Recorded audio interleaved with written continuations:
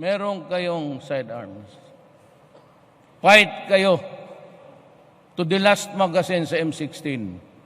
Dito sa pistol mo, may isa ka nakadeploy, may dalawa kang reserba.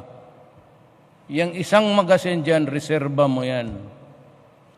Para iyo yan.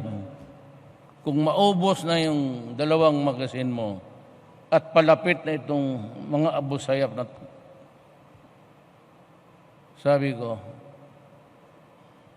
huwag kang mag-surrender. Kainin mo yung gamitin mo hanggang saan.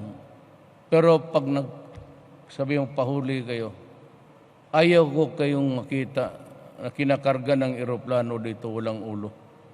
Kainin mo yung baril mo. Pasabugin mo yung ulo mo. So you deprive the enemy. Kasi kung mag-surrender ka, dalhin ka sa kampo, bababuyin ka lang parang aso.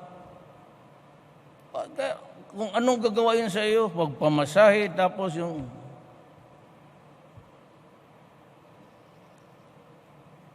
and there are homosexuals there. They will use you day and night. Sabi ko, do not go into that kind of shit. No? You die a warrior. You kill yourself. Do not surrender. Yan.